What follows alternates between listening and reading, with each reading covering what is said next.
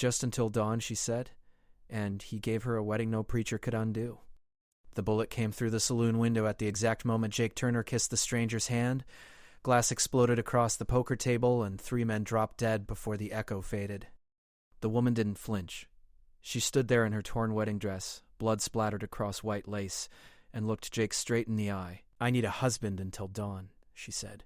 "After that, you can forget you ever saw me." Jake's hand went to his gun, but she was faster. Her pistol pressed against his ribs before he could blink. Outside, horses thundered past. Shouts filled the street. Someone was hunting her, and they were close. "They'll kill anyone who helps me," she said, "but they'll kill you anyway if you're still here. So you might as well get paid." She dropped a leather pouch on the table. Gold coins spilled across the blood-stained wood. More money than Jake had seen in 5 years of riding from town to town. "What kind of trouble are you?" Jake asked. "The worst kind," she said. "The kind that doesn't give you time to ask questions." The saloon doors burst open. 2 men with rifles stepped inside, their faces hidden behind bandanas. The woman grabbed Jake's collar and kissed him hard, her gun still pressed to his side. The men hesitated, confused by what they saw. "That's my husband," she announced loudly. "We just got married an hour ago." The men lowered their rifles slightly.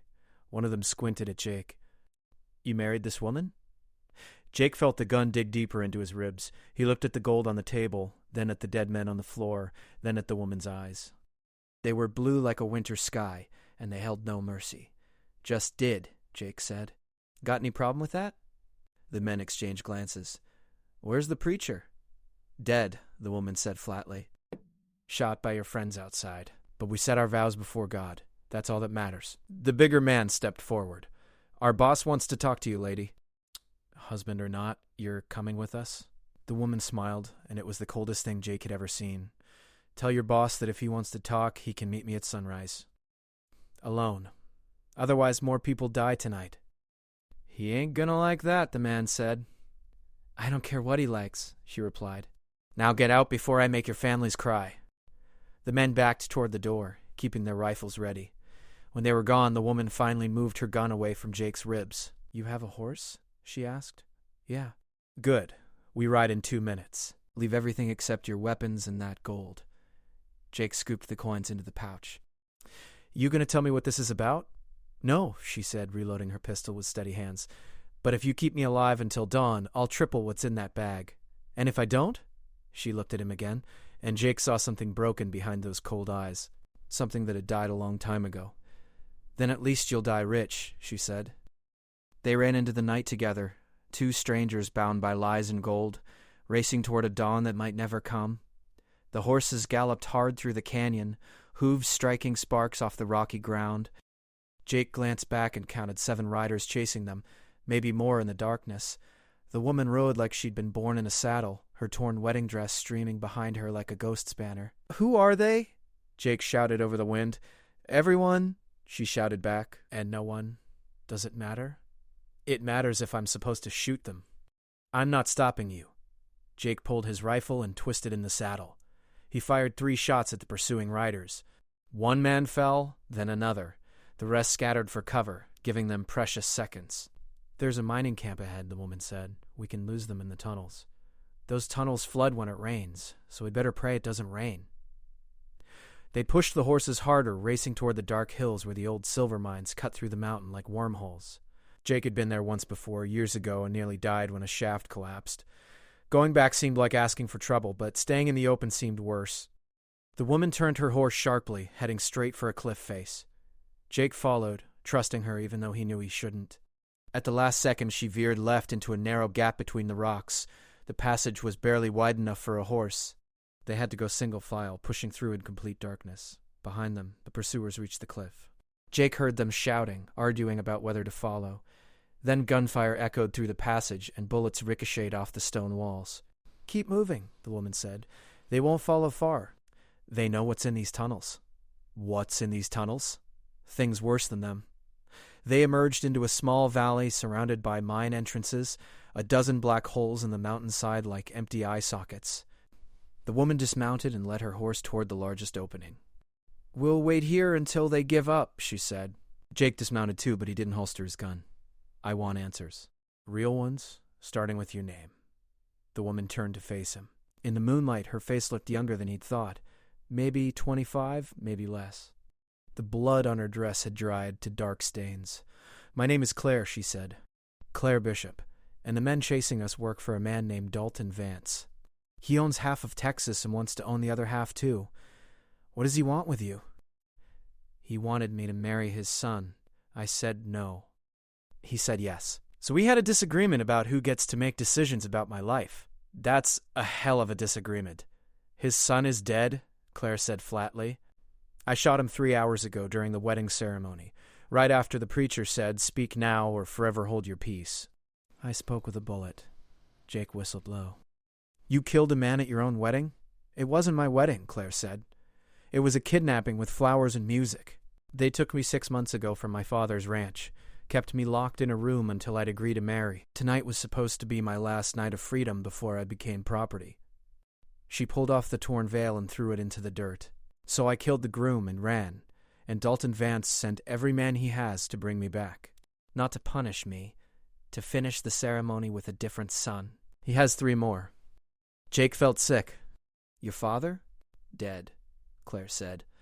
They killed him when they took me. Burned the ranch. Killed the hands. Made sure no one would come looking. Why didn't you tell the law? Claire laughed, and it was a bitter sound. Vance owns the law. He owns the judges, the sheriffs, the marshals. He owns everything and everyone for 200 miles. That's why I need to make it to dawn. What happens at dawn? A friend is meeting me at the border with papers and a fresh horse. Once I cross into Mexico, Vance can't touch me. His money doesn't reach that far. Jake understood now. And you needed a husband because? Because Vance's men won't kill a married woman on sight, Claire said. They have to bring her back alive for the family to decide her fate. It's some twisted code they follow. If I'm unmarried, they shoot me dead and drag my body back. I've random. We didn't really get married, Jake said. No, Claire agreed. But they don't know that. And by the time they figure it out, I'll be across the border. Jake looked toward the mine entrance where darkness waited. So I'm bait. You keep me close so they hesitate to shoot. You're more than bait, Claire said. You're the best decision I made tonight. You could have turned me over to those men in the saloon. But you didn't. Even with a gun in your ribs, you chose to help. I chose the gold. Maybe, Claire said. But I saw your face when I mentioned the dead preacher. You were angry. Not scared. Angry. That tells me something about who you are. Jake didn't respond. He walked to the mine entrance and stared into the blackness. Behind them, the sound of horses grew louder. The pursuers had found the valley. How many bullets you got left? Jake asked. 32, Claire said. I got 45. Think that's enough? Jake smiled grimly. Guess we'll find out. They moved deeper into the mine, using the darkness as cover. The tunnel split into 3 directions. Claire chose the middle path without hesitation, like she knew where she was going. You've been here before, Jake said. My father brought me once, Claire said, when I was 12. He was looking for a lost vein of silver. We spent 3 days mapping the tunnels. I remember every turn. They walked for 20 minutes, the sound of dripping water echoing around them. Then Claire stopped suddenly. She held up her hand for silence. Voices carried through the tunnels. Men were inside, searching for them. There's another exit, Claire whispered, but we have to go down first. Way down. She led him to a vertical shaft with a rusty ladder bolted to the wall. Jake couldn't see the bottom. How far? He asked. 100 feet. Maybe more. And if the ladder breaks, then we die quick instead of slow. Claire started climbing down. Jake followed, each rung creaking under his weight. Above them, lights flickered. The searchers were getting closer. They descended into the earth's belly, leaving the sound of angry men behind. Down where the air grew thin and the darkness pressed against their eyes like a physical thing. Down where only ghosts and desperate people dared to go. And Jake realized that somewhere in the last hour, he'd stopped thinking about the gold. He was thinking about getting Claire to that border, about making sure she saw dawn. The ladder ended at a narrow ledge overlooking an underground lake. Black water stretched into the darkness, still as death. Claire pointed across the water to where a faint opening showed in the far wall. That tunnel leads to the south exit, she said, 3 miles through the mountain. We'll come out 5 miles from the border. How do we cross the water? Jake asked. Claire pulled off her boots. "We swim." The water was ice cold, so cold it felt like knives cutting into Jake's skin. They swam in silence, trying not to splash, trying not to breathe too loud. Halfway across, Jake heard something move in the water beneath them, something big that disturbed the current. "Don't stop," Claire whispered. "Whatever you do, don't stop swimming." They reached the far side and pulled themselves onto the rocks. Jake's legs were numb. His fingers couldn't grip properly. But they kept moving, crawling into the tunnel that would lead them to freedom. Behind them, in the darkness above, men were shouting. They'd found the shaft. They were coming down. "Run," Claire said. "Don't look back. Just run." So they ran through the mountain's heart, two strangers racing against death, bound together by a fake marriage and a promise made in blood. The tunnel stretched ahead, endless and black, and Jake wondered if dawn would ever come. If it did, would he really let her go? The tunnel opened onto a hillside just as the first gray light touched the eastern sky. Jake's lungs burned, his legs trembled, but they were alive. They'd made it through the mountain. Behind them, the sound of pursuit had faded to nothing. Either Vance's men had gotten lost in the tunnels, or they'd given up the chase. Claire collapsed against a boulder, breathing hard. The wedding dress was completely ruined now, torn and filthy with mine dust and lake water. She looked nothing like the woman who'd walked into that saloon hours ago. She looked like a survivor. "How far to the border?" Jake asked. 4 miles. Maybe 5. Claire checked the sky. "We have an hour." Maybe less. Their horses were gone, left behind at the mine entrance. They'd have to make the final stretch on foot. Jake's boots were still soaked from the lake, and every step would be agony, but he'd walked through worse. They started down the hill, moving through scrub brush and loose rocks. The land here was hard and unforgiving, the kind of place where only the stubborn survived. Jake understood why Claire's friend had chosen this spot for the crossing. No law wanted to patrol this wasteland. "Tell me about this friend," Jake said. "The one meeting you at the border." Claire was quiet for a moment. "Her name is Lucy. We grew up together on my father's ranch. When Vance's men came, she was visiting family in Mexico. She's the only one who got away." "And you trust her?" "With my life," Claire said. "She's been planning this escape for 6 months. Buying horses, forging papers, bribing border guards. Everything was ready. I just had to make it to tonight. Why tonight? Because tonight was the wedding. It was the first time they'd let me out of that room in months. The first time I'd have access to weapons, to an exit, to people who weren't Vance's personal army." Jake noticed she was limping. "You hurt?" "My ankle." Twisted it into mine. Claire kept walking anyway, her face set with determination. "I'll rest when I'm in Mexico." They walked in silence for a while, the sky growing lighter with each passing minute. Jake found himself looking at Claire differently now, not as a job or a problem to solve, but as a person who'd fought harder than anyone he'd ever met. She'd killed her captor, escaped an army, and crossed through a mountain in the dark, all while wearing a wedding dress and broken dreams. "What will you do?" Jake asked.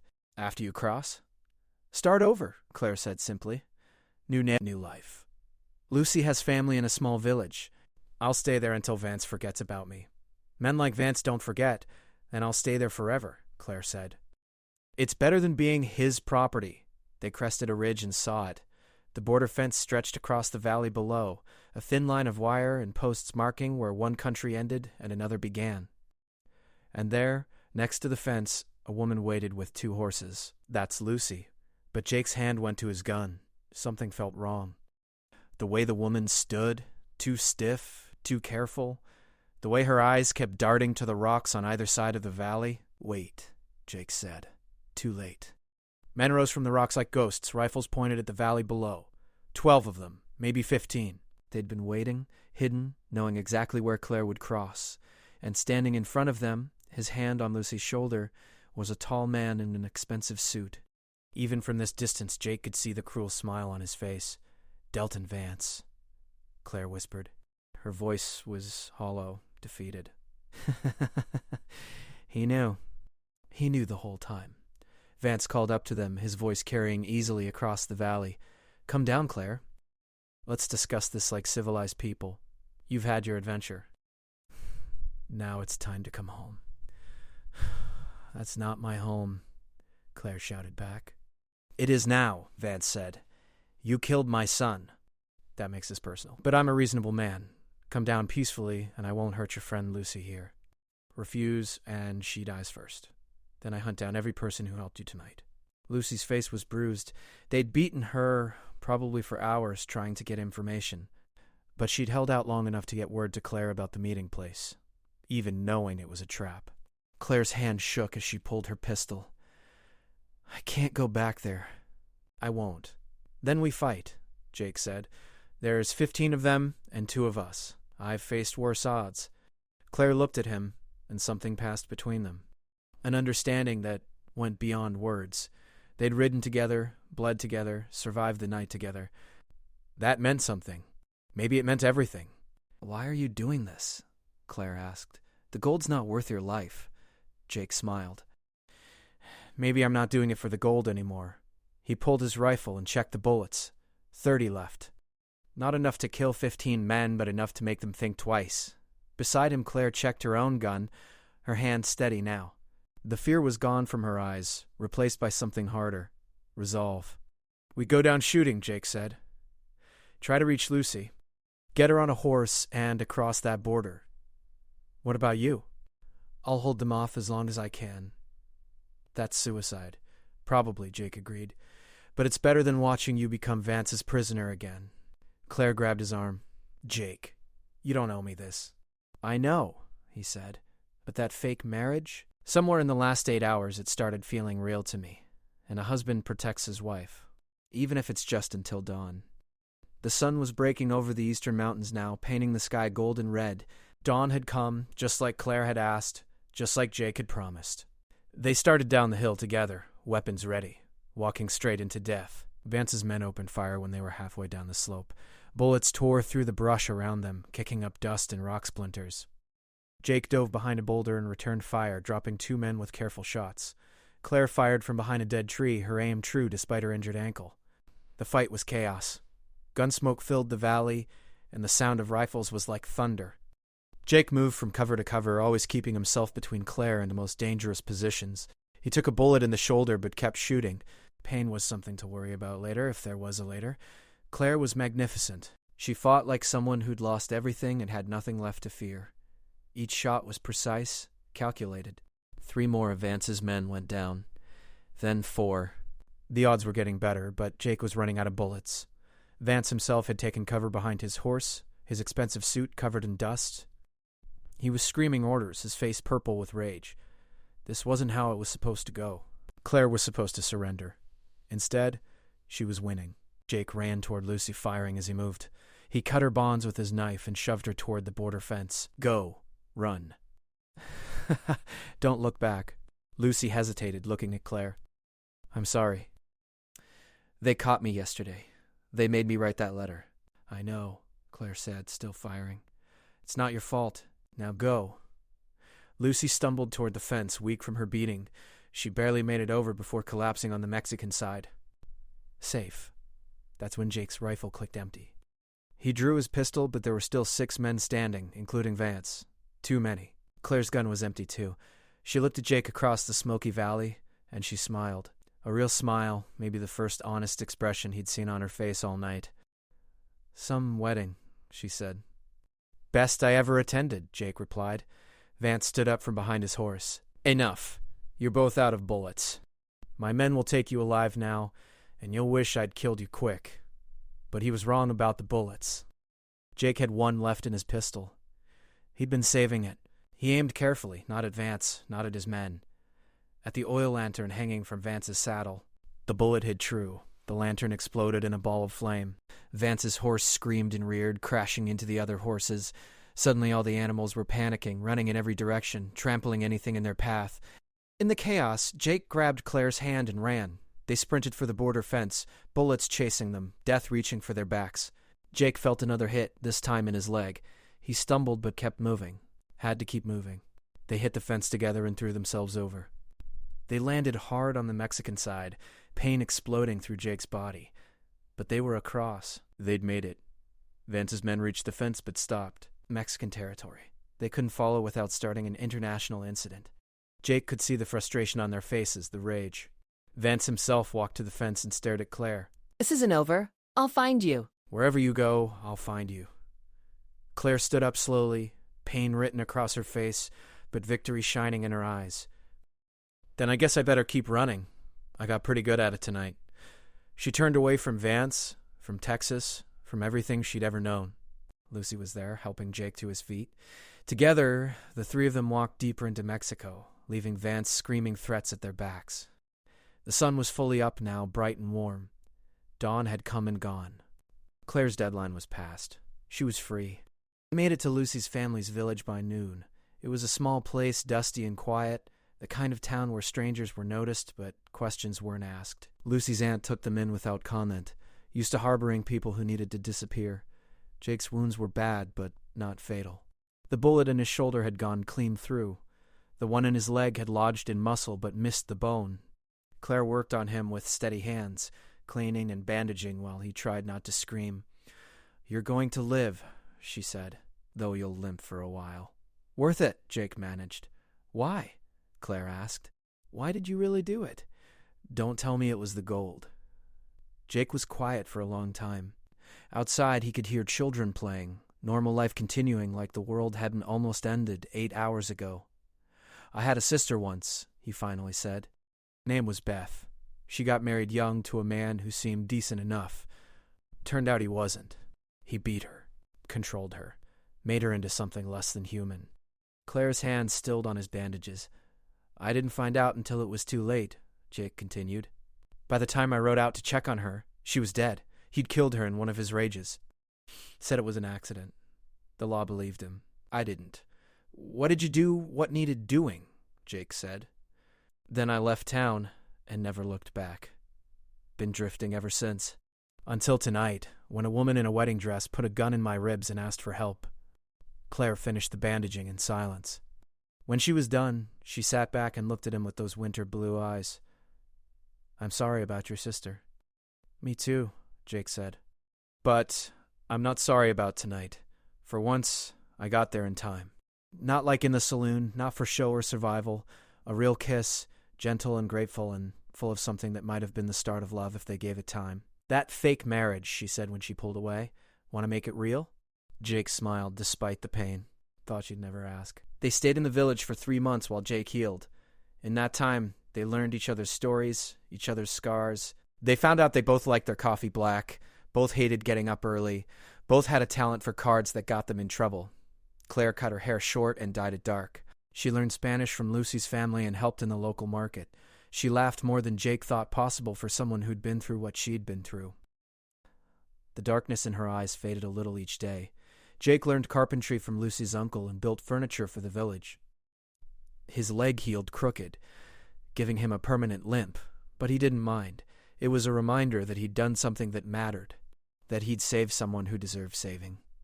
On a warm evening, 3 months after dawn broke, on that terrible night, they stood in the village church. A real preacher this time, one who asked if they came willingly and meant it. Lucy stood beside Claire, tears on her face but smiling. A few villagers gathered to witness, people who'd taken these strange Americans into their hearts. "Do you take this woman to be your wife?" the preacher asked in Spanish. Jake understood enough to answer, "I do." "And do you take this man to be your husband?" Claire looked at Jake, and he saw his future in her eyes. Not an easy future. They'd always be looking over their shoulders. Vance would never stop hunting, but they'd face it together. "I do," she said. The preacher smiled. "Then by the power vested in me by God in the state of Sonora, I pronounce you husband and wife." They kissed as the church bells rang, and this time it was real. No lies, no guns, no fake vows, in a blood-stained saloon. Just two people who'd found each other in the worst moment of their lives and decided to make it mean something. That night they sat on the roof of Lucy's aunt's house, watching the stars. The desert stretched around them in every direction, vast and dangerous and beautiful. "Think Vance will find us?" Claire asked. "Probably," Jake said. "Eventually? And when he does?" Jake took her hand. "We'll run again, or we'll fight. Whichever seems smarter at the time. Sounds like a hell of a marriage. Better than a boring one." Claire laughed, and it was the sound of someone who'd survived the unsurvivable. "You know what? I asked you to keep me alive until dawn. Just until dawn. And you gave me so much more than that. What did I give you? Tomorrow?" Claire said simply. "And every day after that." They sat in silence, holding hands, watching the sky. Somewhere to the north, Dalton Vance was probably screaming orders, sending men to search every border town. Somewhere, danger was coming, but it hadn't arrived yet. For now, they had this moment, this peace, this love that had been forged in gunfire and desperation and had somehow turned into something real. Dawn came again, as it always does. The sun rose over the desert, painting everything gold. And Jake and Claire were still there, still together, still breathing. The wedding that started as a lie had become a truth that no preacher could undo. Not with words, not with laws, not with anything. They'd made their vows in blood and kept them in fire. That was marriage enough for anyone.